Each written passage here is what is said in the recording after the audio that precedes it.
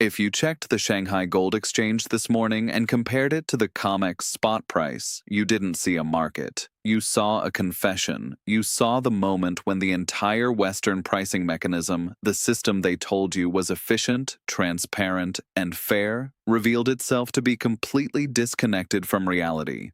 Because right now, today, as I'm recording this, buyers in Shanghai are paying $35 more per ounce for physical silver than buyers in New York. $35, not 35 cents. $35 per ounce. That is not a premium. That is not a shipping cost. That is not a currency adjustment. That is a divergence. That is a fracture. That is the paper market and the physical market splitting apart in real time. And if you don't understand what this means, if you don't understand why China is willing to pay that much more than Americans, you are about to get a brutal education in how rigged markets actually die. Let me give you the exact numbers because precision matters. As of market close yesterday, the COMEX spot price for silver was $32.47 per ounce. That's the price you see quoted on CNBC. That's the price your broker shows you. That's the price the mainstream financial media tells you is the silver price. But in Shanghai, on the Shanghai Gold Exchange, the price for physical silver delivery was 544 yuan per gram. When you convert that to dollars per ounce using the current exchange rate, you get $67.82. Do the math. 67.82 minus 32.47 equals $35.35 per ounce premium.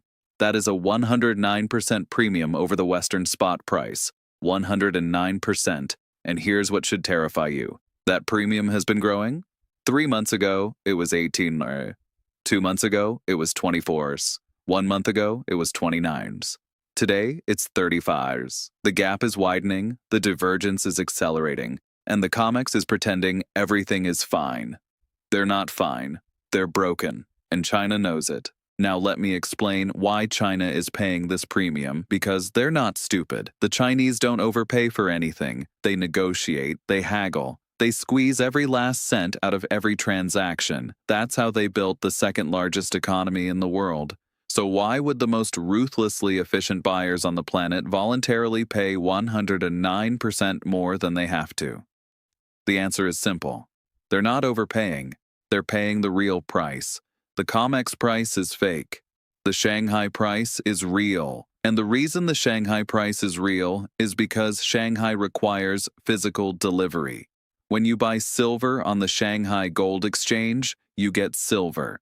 Actual bars, actual metal, delivered to a vault, with your name on the warehouse receipt. When you buy silver on the COMEX, you get a paper contract, a promise, an IOU from a clearinghouse backed by a fraction of the metal it claims to represent. China is paying for certainty. America is trading fiction. And the $35 gap is the market's way of telling you exactly how much that certainty is worth. Let me walk you through the mechanics of why this divergence exists, because this is where it gets technical. And this is where you understand that this isn't an accident. The COMEX operates on a fractional reserve basis.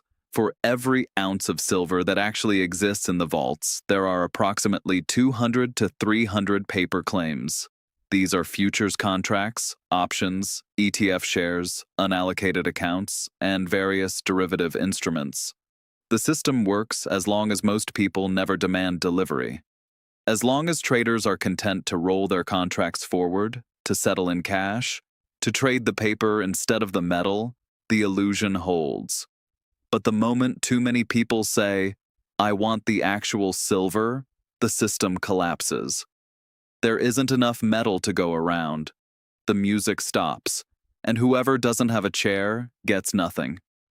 China figured this out years ago. After 2008, after watching Lehman Brothers collapse, after watching counterparty risk destroy supposedly safe investments overnight, China made a strategic decision. They would stop playing the paper game, they would accumulate physical metal, real assets, things that cannot be printed, cannot be defaulted on, cannot be vaporized by a bankruptcy court, and they have been executing that strategy relentlessly ever since.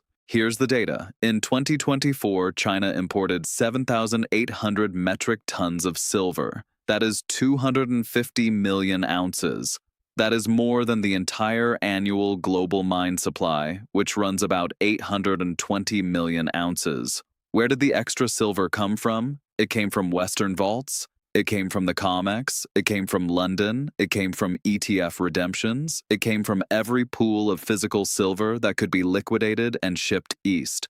The flow has been consistent, relentless, and one-directional. Silver is leaving the West.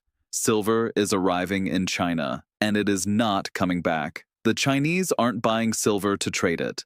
They're not buying silver to flip it for a profit. They're buying silver to use it and to hold it.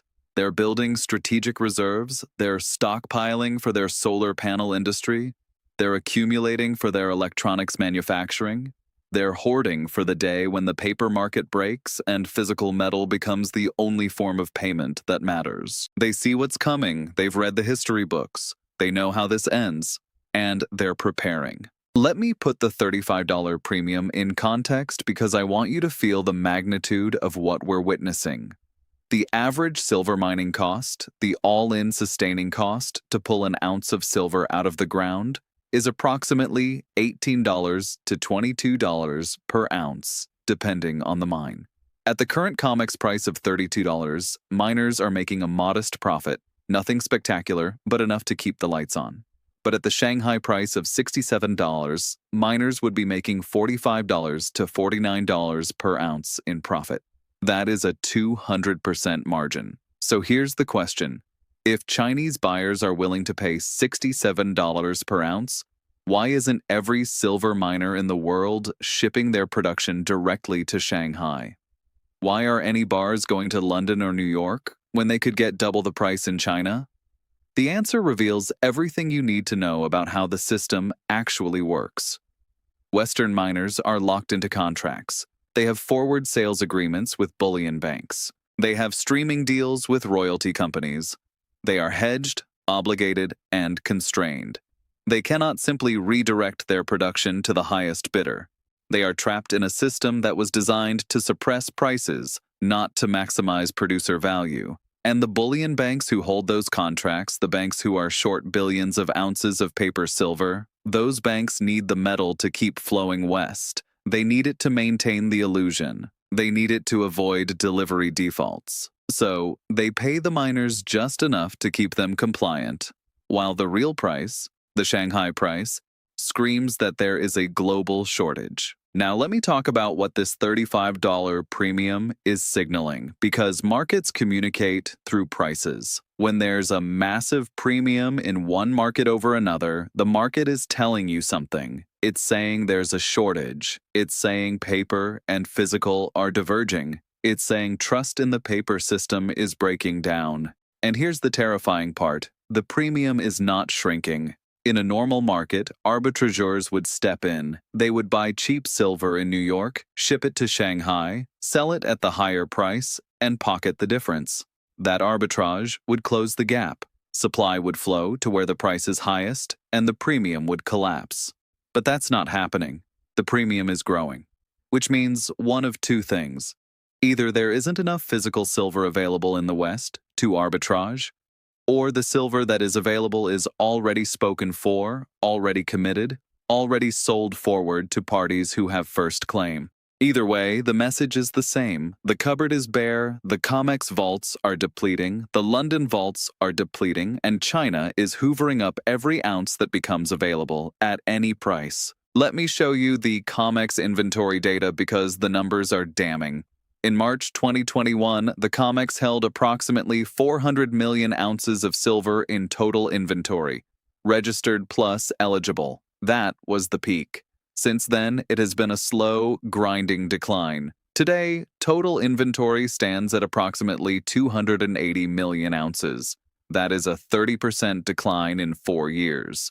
And registered inventory, the silver that is actually available for delivery against futures contracts, is down to approximately 35 million ounces. Let me repeat that. 35 million ounces registered. Meanwhile, the open interest on COMEX silver futures represents approximately 700 million ounces of paper claims. That is a leverage ratio of 20 to 1 on registered silver, 20 paper claims for every ounce of deliverable metal. If just 5% of contract holders demand delivery, the COMEX defaults. They will be forced to settle in cash. They will be forced to admit they don't have the metal. And when that happens, the paper price becomes meaningless. The only price that will matter is the price at which you can actually obtain physical silver. And that price, as Shanghai is already demonstrating, will be dramatically higher than anything the COMEX is quoting. Now let me explain why this matters for you specifically, because this isn't an abstract financial story. This affects your purchasing power. This affects your savings. This affects your ability to protect your wealth against what's coming. The $35 premium in Shanghai is the canary in the coal mine. It is the early warning system. It is telling you that the paper silver market, the market that sets the price you see on your screen, is disconnected from physical reality. And when paper and physical diverge this dramatically, one of them has to give. Either the paper price rises to meet physical reality, or the paper market breaks entirely.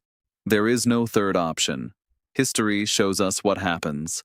In 1980, the paper-silver market came under severe stress during the Hunt brothers squeeze.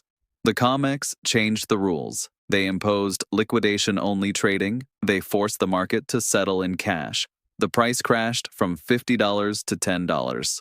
But here's what they don't tell you. During that crisis, if you tried to buy physical silver coins, the premium was 50% over spot. You couldn't get metal at the paper price. The two markets had completely diverged. The paper price was $10. The physical price was $15, and anyone who trusted the paper market got crushed. We're heading into a similar situation, except this time, the structural shortage is real. It's not driven by speculation. It's driven by decades of underinvestment in mining, explosive growth in industrial demand from solar and EVs, and a relentless accumulation by Eastern central banks and sovereign wealth funds. The shortage is fundamental, and when it finally breaks the paper market, the repricing will be violent. Let me give you the industrial demand picture, because this is why the shortage is only going to get worse. Silver is the most electrically conductive element on Earth. It is irreplaceable in high-efficiency solar panels. Every gigawatt of solar capacity requires approximately 20 metric tons of silver. China alone is installing 200 gigawatts of solar per year. That is 4,000 metric tons of silver annually just for Chinese solar. India is ramping up. Europe is ramping up. The US is ramping up. Global solar silver demand hit 200 million ounces last year and is projected to reach 300 million ounces by 2027. Add in electric vehicles. Every EV uses approximately 1 to 2 ounces of silver in its electrical systems. Global EV production is targeting 40 million vehicles per year by 2030. That's another 60 to 80 million ounces of demand. Add in 5G infrastructure, add in AI data centers, add in military electronics, add in medical devices. Industrial silver demand is exploding. And mine supply is flat. It has been flat for a decade. Because silver miners can't raise capital. Because ESG restrictions limit new mine development. Because the permitting process takes 10 to 15 years, because the paper price has been suppressed so long that mining investment dried up. You cannot flip a switch and produce more silver. It takes a decade to bring a new mine online. And the demand is here now. The gap is widening, and China sees it. That's why they're paying the premium. They're securing supply before there is no supply left to secure. Now let me talk about what the US is doing about this, because the contrast is shocking. While China is stockpiling, the US is liquidating. While China is paying $67 per ounce to lock in physical metal, the US Mint is rationing silver eagles because they can't source enough blanks. While China is building strategic reserves, the US sold off its strategic silver stockpile in the 2000s to pay down a tiny fraction of the national debt. We have no strategic silver reserve. Zero. We are dependent on imports for over 70% of our silver consumption, and the countries we import from, Mexico, Peru, Chile, they are increasingly selling to China because China pays more. The US government is asleep, the regulators are captured, the politicians don't understand commodity markets, and the mainstream financial media is telling you to buy treasury bonds while the dollar loses 20% of its purchasing power every 5 years.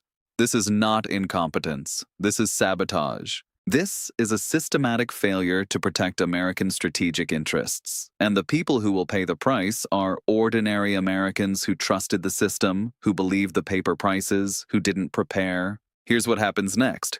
The Shanghai premium will continue to grow. As Chinese demand intensifies and Western supply depletes, the gap will widen. $35 today, $50 in 3 months, $75 in 6 months. At some point, the arbitrage becomes impossible to ignore. At some point, miners start breaking their forward contracts because the penalty is less than the profit they'd make selling to China. At some point, the COMEX can no longer source enough metal to meet delivery demands. And then the system breaks. The COMEX declares force majeure. They settle all contracts in cash at the last quoted price. The paper market ceases to function as a price discovery mechanism. And the only prices that matter are the prices in Shanghai, in Dubai, in Singapore, in every market where physical delivery is required. Those prices will be multiples of what you see today. Not 10% higher, not 50% higher, 2 times, 3 times, 5 times higher. Because when paper burns, physical is the only shelter. And the rush for the exits will be overwhelming. Here's what you need to do. Stop looking at the COMEX spot price as if it means something. It doesn't. It's a manipulated derivative of a derivative of a derivative. It tells you nothing about the actual availability or value of physical silver. Start looking at premiums. When you go to a dealer, what are they charging over spot? That premium is the real price signal.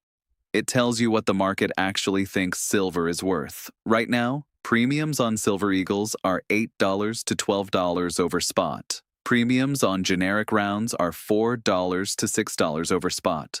Premiums on 1,000-ounce bars are $2 to $3 over spot. Those premiums are your warning. They are telling you that physical is scarce. They are telling you that the smart money is accumulating. They are telling you to act now. Buy physical silver. Not paper, not SLV, not futures. Physical metal in your possession or in allocated storage outside the banking system. Pay the premium. The premium today will look like a bargain when the paper market breaks. Store it securely. This is not a trading position. This is insurance. This is wealth preservation. This is how you protect yourself when the system that was supposed to protect you is actually working against you.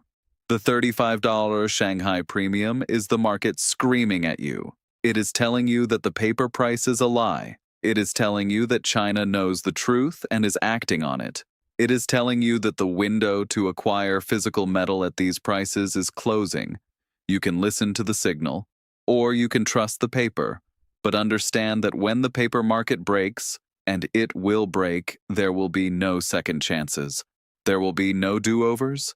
There will only be the people who prepared and the people who didn't. The people holding real metal and the people holding worthless contracts. Make sure you're on the right side of that divide. China is paying $35 more per ounce because China knows what silver is actually worth. America is paying $35 less because America still believes in a system designed to deceive it. The question is, which price are you going to trust? The answer will determine whether you preserve your wealth or watch it evaporate. This is John Cash Flow. The warning has been issued. The numbers have been shown. The choice is yours. Stay sharp, stay physical, and I'll see you in the next one.